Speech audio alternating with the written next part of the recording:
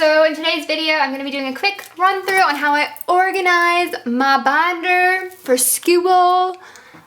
First things first, I wanted to say how I used to organize everything. I used to lug around a separate notebook for every single class, which just did not work anymore. It was too heavy. And having one really just is the best alternative, and it's much lighter. I love it. This binder at Staples a few years ago, so it's safe to say that it's pretty durable and it's lasted for quite a few years, so I'm pretty happy about that. Something that I like that I wanted to let you guys know about is having right here is just the one lever that opens up the 3-ring binder. I like this because for some reason whenever I have purchased a binder that has a lever friend on either side, it always like malfunctioned or broke, and I was just not having the best luck with binders like that. So I decided to step away from those, and these ones work the best. The next thing is try to stick to the ones that have the rings that are shaped like the letter D. So it's circular on one side and then straight on the other side. This just allows you to really go through your papers without it getting stuck on anything. I always felt like whenever I had the rings that were circular, everything would always get so stuck on things and it would just fall apart, and I just was never happy with it. So this has definitely saved me from getting frustrated with my binder, and something to definitely look at if you are thinking of purchasing a new binder. So next are these lovely dividers that you see me looking at right now. The cool thing about these is that there is a nice little pocket on either side. These are also from Staples. Something to be careful of though is if you do go to Staples and want to buy dividers that have pockets in them, they have quite a few, and I have purchased some that do not work the best, and it's the ones that are not attached on the sides. The pockets just like kind of cut off right here. They don't work. I didn't like them. So these ones are really cool because the pocket comes all the way to the edge right here and it is secure, and you could definitely fill these puppies up as much as you wanted. I do not do that just because I'd feel crazy if I had that much stuff in my binder, but it's possible if you wanted to do that.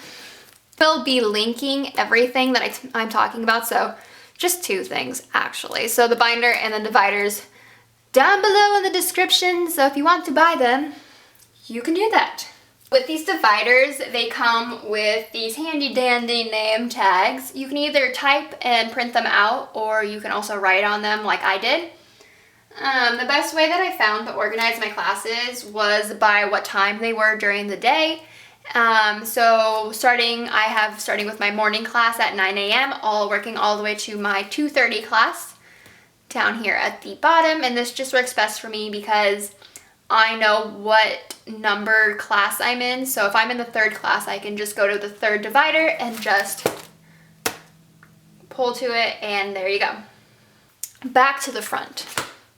I want to talk about how I organize all my stuff and all my papers. So for each class, I put the syllabus in the front of the first pocket of the divider. I always make sure that the calendar is facing outwards just because I'm able to look quickly to see if anything is due this week, when things are due, what I need to be thinking about that's upcoming. So that's something that I always have. Opposite side of the divider of where the syllabus is kept, I will put just any assignments that I have received in class, or any handouts that I've received, or assignments that I need to turn in. So for instance, we just got a study guide in this class, so I put that there, and then also I have a rough draft that I just received back from my professor, so I have that as well in the back of the divider.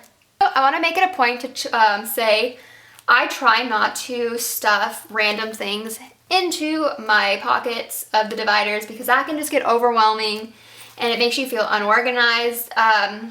So that I don't have shown here, but because I do not like just stuffing anything random in here, I will take out any certain handouts or assignments that I know are no longer needed in my class, and I'll take them out and put them into a designated folder in my drawers next to my desk. That just helps me keep the clutter down in my binder and be able to focus on what is right in front of me and what's really important at the time. Section over here in the actual binder, these are all my notes that I take. If you watch my How I Take Notes video, you'll know that I put my date on the left-hand corner of all my notes. So what I do to organize my notes in my binder is I put them from newest to oldest, just because that's easier for me to find the newest set of notes from when I get home or in class or wherever I'm at. As you can see, I enjoy writing on loose leaf paper. I don't know, this just works best for me. I write on both the front and the back side. These are just class notes, that's why they are not pretty. But I will start the next day's notes on the same paper just to add the date, so you're good to go. So all my paper in my binder is in the very back. I know some people do not like keeping their paper in the back just because far away from everything, but that's just how I like where to keep it. So obviously, you do not have to do anything that I just said for your own organization, but this is how I keep it organized. It's the best way that I have found that works for me. But it's super simple. I just like keeping it clean and tidy, and it has really let me stay focused and be ready in class. So if you have any questions, please let me know. But thank you for watching, and I will see you all in my next video.